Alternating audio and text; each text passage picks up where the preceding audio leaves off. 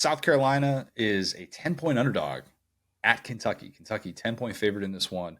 The over-under I have, Will, is two holy crap moments from Dylan Stewart.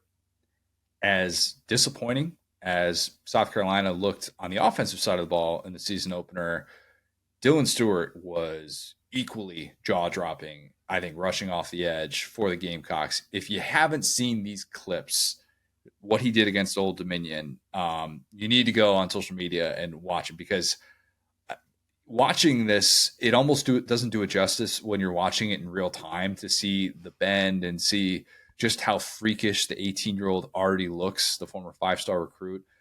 He did this thing, Will, and I don't know if you saw this. Our friend of the program, Mike Renner, tweeted out this like 20-second clip, and this is the first thing. But I was watching this as it was happening, and my eyes were like, did I witness this? Because it was so weird.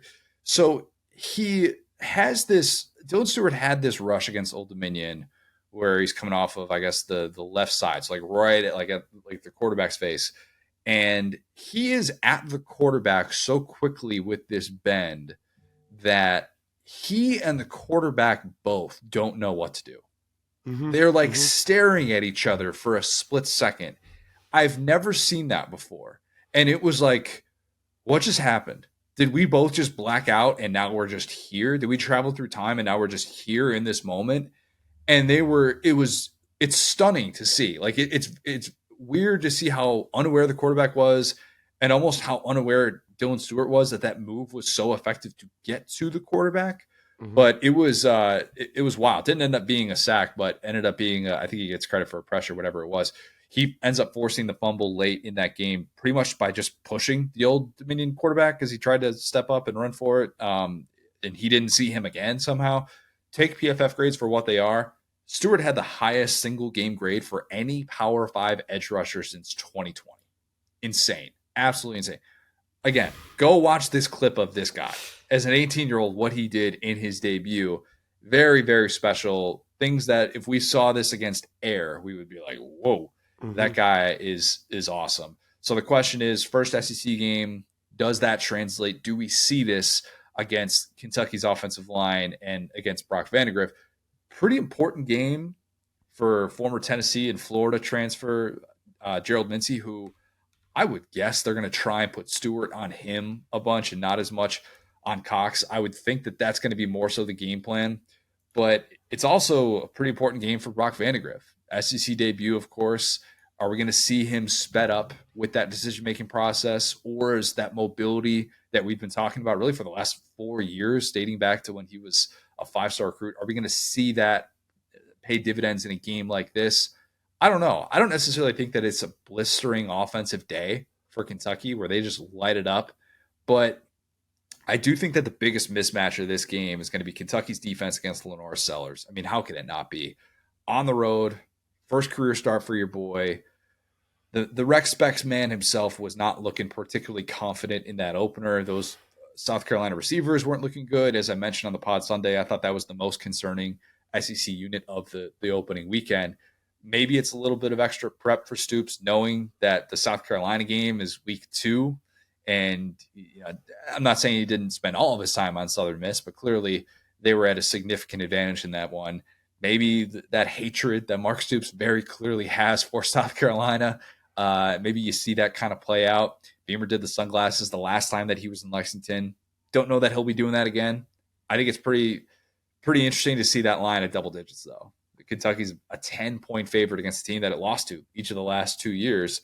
This game always feels close, though. It always feels close, decided by 10 or less each of the last 3 seasons. I'm going to take Kentucky to win, South Carolina to cover. So I'll go Kentucky 21-14. 2 of the 5 touchdowns scored in this game, non-offensive touchdowns. And that's combined for both teams.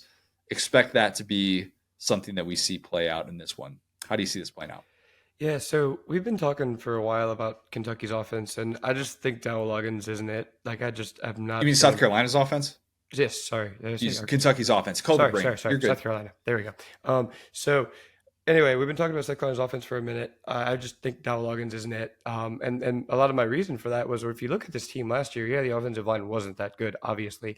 But at the same time, there's a pretty good amount of talent on the offensive side of the ball. Yeah, Juice Wells got hurt. We get it. But Leggett turning into what he did, Spencer Rattler, who has looked nothing short of an awesome outside of that system. Now, granted, there He was a looked good weird in this. He looked good in the system last year, though. Like he looked good right. within the development process, not so much the schematic elements of it. But that's kind of it, though, right? He was the adult in the room, right? And now you've gone from him to a quarterback who has not played before, to your point, in Sellers. And in my mind, I'm like, well, okay, if you have a guy who can kind of get it himself, he can exist outside of this offense enough to where you won't have to really run the plays called, kind of like Milrow did. So I think this is going to be rough as far as the offensive side for South Carolina, because if you look at the leadership last year on the offensive side of the ball, none of those guys were there, right? And there were guys who were really bought into this program who were all pulling the same way. And I think that, that's an element that I may have even underrated when it comes to my projection of this team and my happiness of Sellers, is that Sellers doesn't need to just be a good starting quarterback. He needs to be the adult in the room in this offense in the way that Spencer Rattler was, to make this offense serviceable. And that's kind of what I've thought forever. To your point about the receivers, I mean, yeah, we could go, we could blame all kinds of stuff, but at the end of the day, if something is always someone's fault, it feels like it just becomes the coach's fault at a point where the O-line's bad, the receivers are bad. Fine. Dow Loggins has a background for tight ends. Are their tight ends awesome?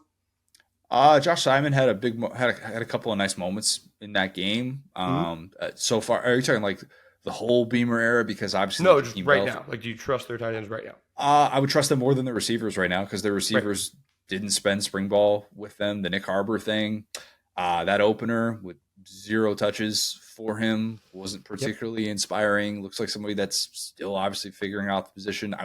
I'd trust their tight ends more than their receivers. But see, that's what I'm saying, right there. Getting Nick Harbor no touches has nothing to do with his progression as a football player. Harold Perkins was out here just being Bobby Boucher as a freshman. Why do we need Nick Harbor to learn how to play football for him to get on the field on this team? The issue with this team is they have nobody. To think we're gonna mold this kid into a nice young man till he gets his reps, brother. He's on the field. He's on the field. He's just not. He's not, like, the separation issues are becoming evident with him. Yes, because if you play 10 yards off of a guy and you're just saying we're going to give you, like, we'll give you everything underneath, he still has not mastered that. And I agree with you. He needs to get football. Like, you have to find a way. So if you're 10 yards off of a guy who's very fast, you just throw him a bubble screen. Like, that's just not, that's what I'm saying. That's not a separation issue. That is, if you're giving a guy 10 yards, don't throw it deep to him. If all you know how to do is 2 things, then yeah, every position group looks like they're in disarray. But like, I just keep going back to this about South Carolina's offense, where I'm like, I don't know. Like, yeah, last year, like I said, when I realized how much talent they had last year, I went, uh-oh. Because now I'm going, if you can't, like, look at the Luther Burden thing where we were all like, oh my gosh, they got to get an offensive coordinator. Look at how they got him involved. And we said that was kind of, you shouldn't be doing that. Right now, South Carolina needs to do that with Nick Harbor, because they're not even at the level that Drink was at whenever he was hiring an offensive coordinator, because they have a guy who is maybe the best athlete in college football, and I'm hearing they can't get him the ball because the DBs are playing off. Like, that's the easiest coverage in the world to beat. Just throw him the ball immediately. Yeah, I mean, like, what? No, I agree with you. Like, I think there are certain elements to that are a bit beyond just as simple as he's fast, get him the football. Otherwise, every track star would be playing football. I do think that there are ways in which they can manufacture touches that they have not yet, that they need to. You simply will not have any offensive identity, anybody on that offense that scares you. South Carolina right now has nobody that scares them outside of Nick Harbor's 100-meter dash. That's it. Like, but it's not just the 100-meter dash. This guy's not Trendon Holiday. He's not 5'6". He's a tank. So, like, that's the other part of it, is he's not just a fast guy. You could play this guy at running back if you wanted to, assuming you could get him to not fumble. You could play this guy at tight end if you wanted to. Just get him in there somewhere. So, like, that's my thing. If they had this great, like, if they were Oklahoma or something and they had this great offense, I mean, with, like, Lincoln Riley, and it's like, oh, we just can't find a place for this guy on the field. It's like, well, that makes sense. Teach him to be a great young man. He'll be a starter as a junior, and he'll get drafted in the first round. Awesome. Now I'm kind of at a place where it's like, well, bro, people are coming to South Carolina to get looks. Like, at the end of the day, Rattler came here because he knew that it would be, okay, I can figure my stuff out here. I'm not going to be fighting a 5-star. This is going to be my situation. If you're going to be recruiting 5-stars, we're talking about this with Auburn, to be fair. We're talking about this with Auburn with a great offensive line. And we're saying he's got to get these receivers the ball or nobody's going to come commit to you. If you found a way to land this Loch Ness monster and you cannot get him the ball at this stage when you've already proven nobody else can catch the ball, okay, he will drop the ball, and so will everyone else. Yeah, it's a problem.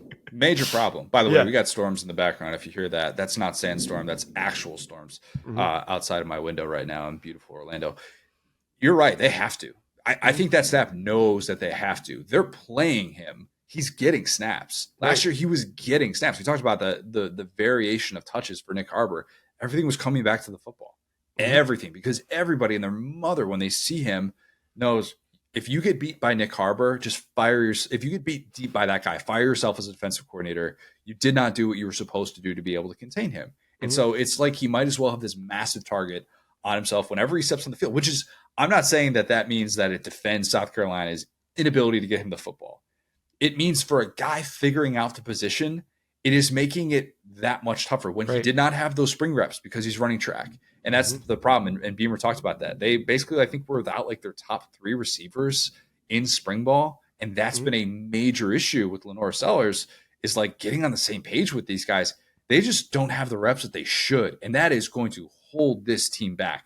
I don't know that it necessarily means that they're just going to have no success whatsoever in the passing game. Maybe they can have some in this matchup, but on the road, I don't really have a whole lot of confidence. I think this is going to have to be a big-time 1-2 punch Rocket Sellers, Lenora Sellers game if they're going to have any sort of chance offensively.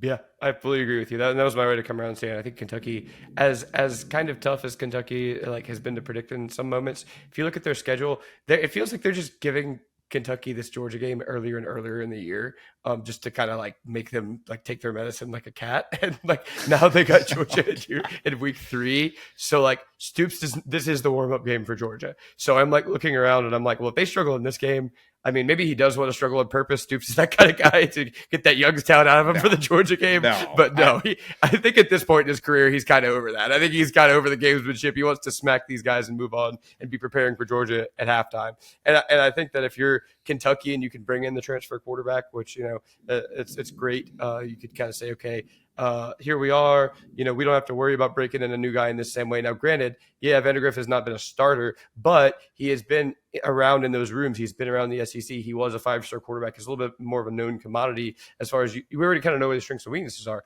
And so point being, you know, I think that a Kentucky team, like, you don't want to play Kentucky when you're disorganized. I'll put you like that. You do not want to play Kentucky when you're disorganized. They will smell blood and just start throwing guys at you that came out of Wyoming or something, and that you're like, who is this character? And so that's the key. So like South Carolina I always talk about their swamp monsters on defense. They found that guy, which is a really big deal. That's awesome. That's going to create a lot of, you know, chaos. But at the same time, there's chaos on both sides of the ball, and they're creating both of them. Dylan Stewart might need to have a 2022 Harold Perkins Arkansas day. Yeah. For South Carolina to be able to pull this one out.